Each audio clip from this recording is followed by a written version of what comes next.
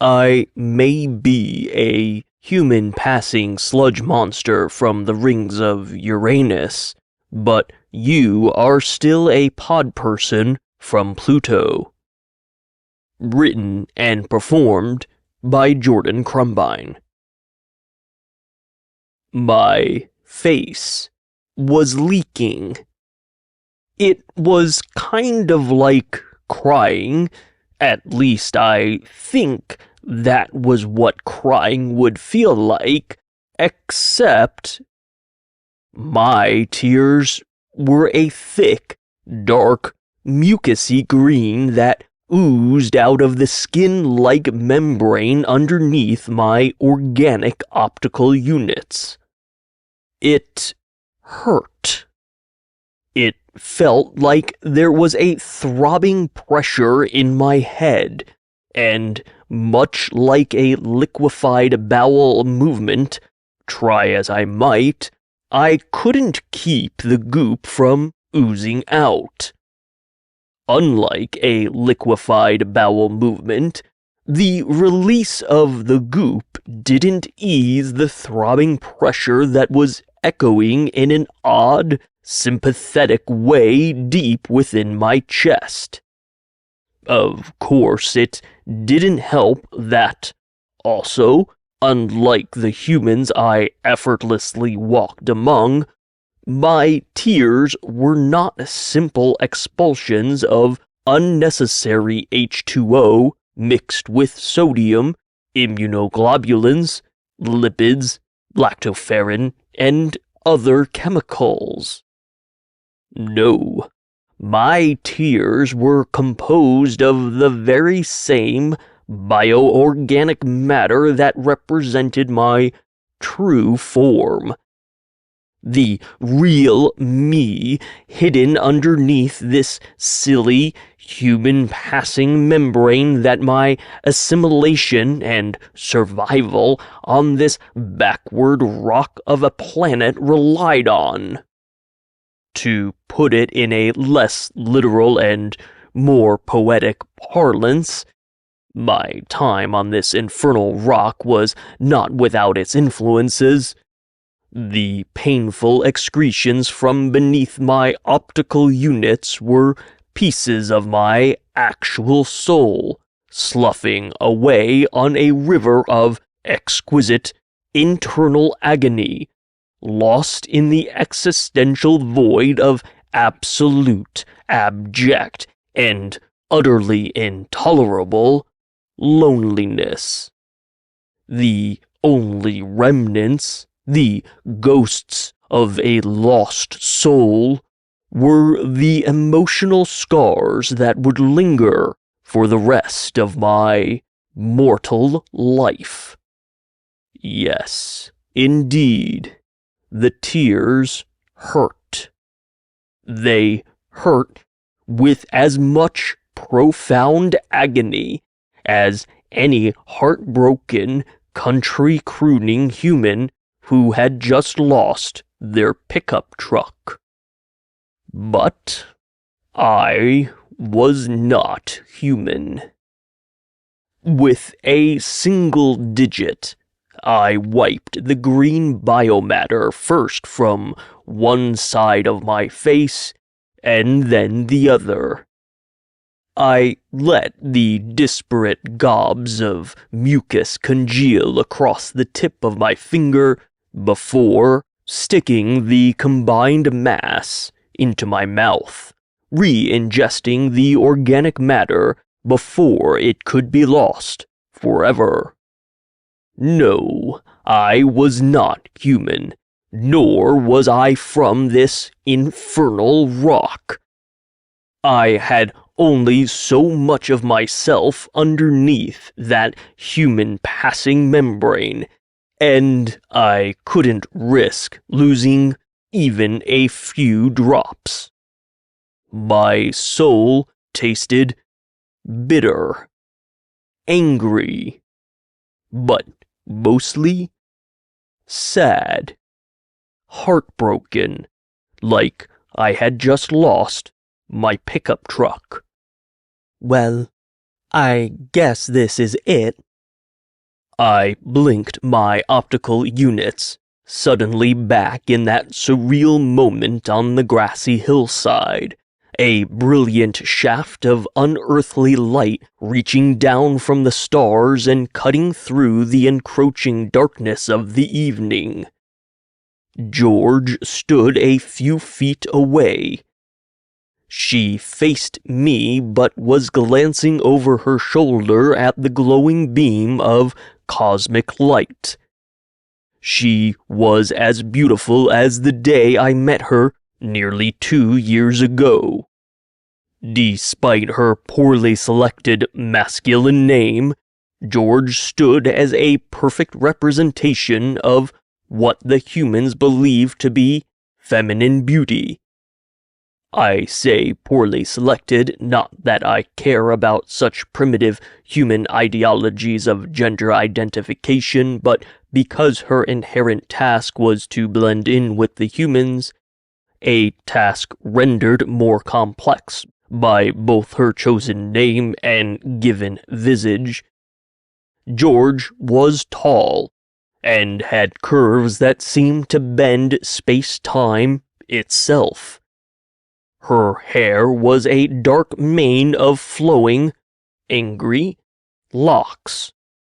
Her eyes were an unnatural shade of verdant green that I only recently learned was a common feature among Plutonians, although never quite in this attractive combination of only 2 matching optical units framed by such aggressive and dark hair.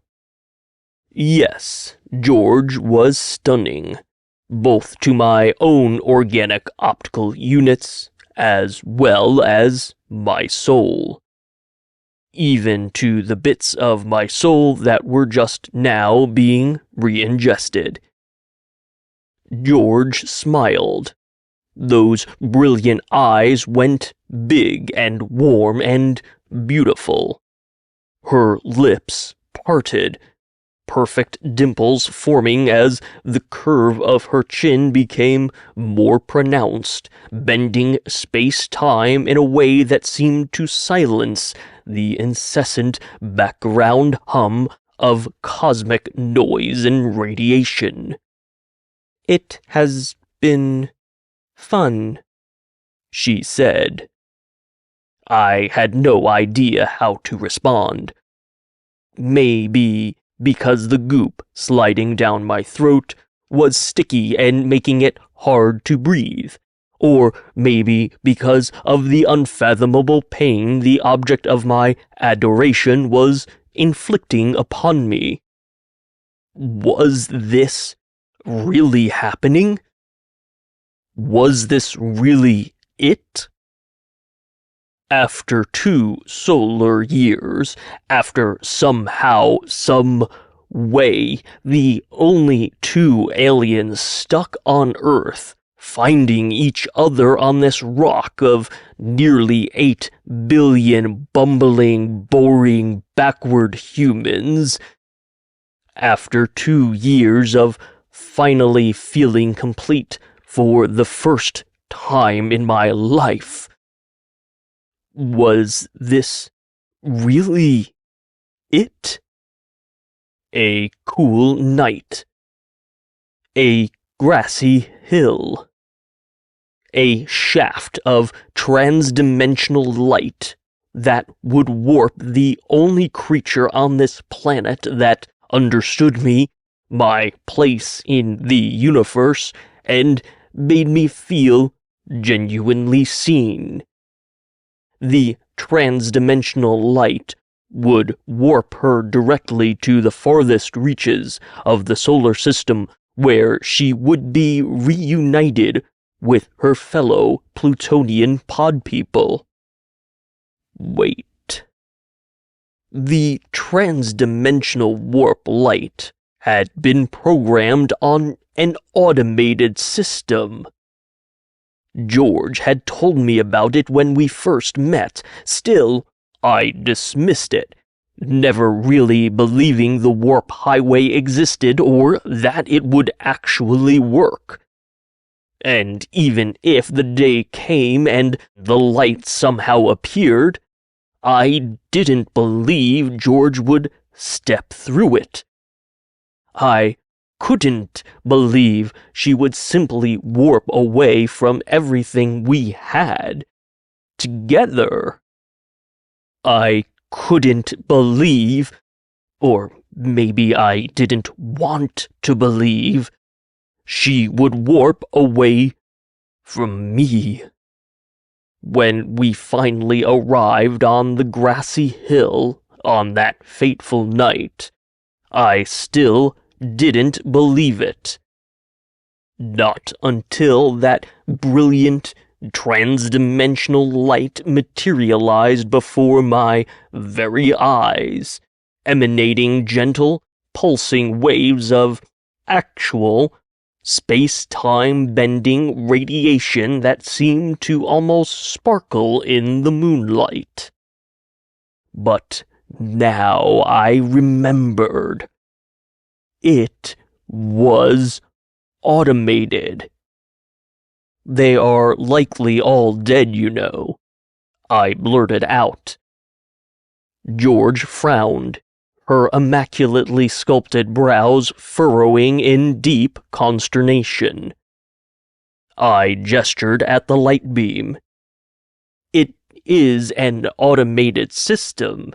You can step into the beam, sure, it will send you directly to Pluto, but what will you find when you get there? You have been here for 30 years and have not received a single message from home. There has to be a reason they sent you here.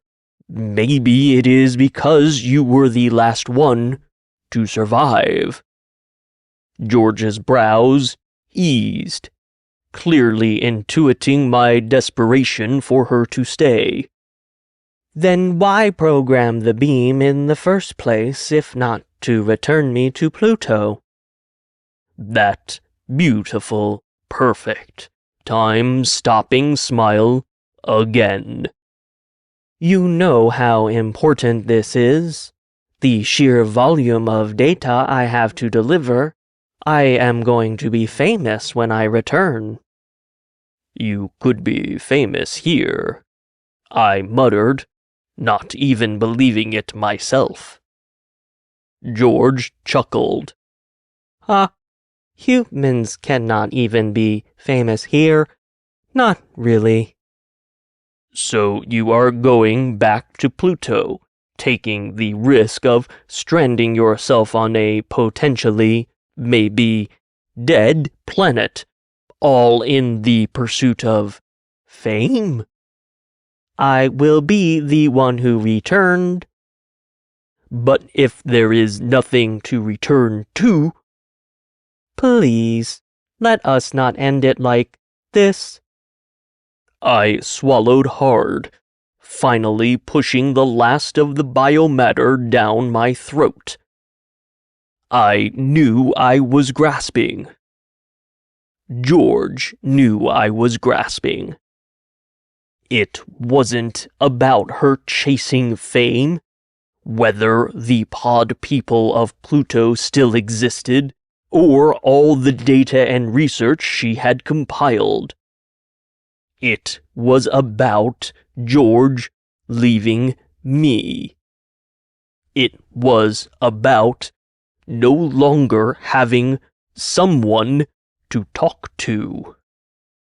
It was about being stuck here, surrounded by those 8 billion humans, and feeling the incomprehensible volume of gigapascals of pressure pressing against my soul in the literal personification of crushing loneliness. I have to go, George said. I have to at least find out what is at the other end. You could come with me. She knew I couldn't. My membrane had been calibrated for Earth. My true form was native to the rings of Uranus. Pluto was simply not an option. George looked down to her feet, avoiding my gaze. I did nothing to hide the pain. The past pain of searching my whole life for answers as to why I felt so alone on this rock. The present pain of George about to disappear from my life forever. And all the future pain that came from total and inescapable loneliness. I did nothing to hide it, and it leaked again from the membrane beneath my organic optical units. Slowly, George lifted her eyes back to mine. There was nothing I could say that was not already written plainly across my face. I offered her the slightest of nods, a conciliatory acquiescence to fates unchosen and, for some, unwanted. "I am sorry," George said quietly, her words carried on a soft breath as she walked backwards into the glowing shaft of trans-dimensional light. Our optical units locked as George's body began to dematerialize. Light enveloped her body, dissolving her into nothing until a ghostly image of those brilliant green eyes hung in the shimmering light, and then she was gone. The cosmic light winked away just as suddenly as it had appeared. Biomatter rolled in thick globs down my cheeks. It gathered in viscous clumps at my jaw, before plummeting to the grass at my feet. This time I didn't bother to retrieve it. There was no point. That part of my soul was now gone. This has been an Emergency Creative audio production, written, performed, and produced by Jordan Krumbine. Please like and subscribe for more originals and classics. For more information, visit youtubebooks.com.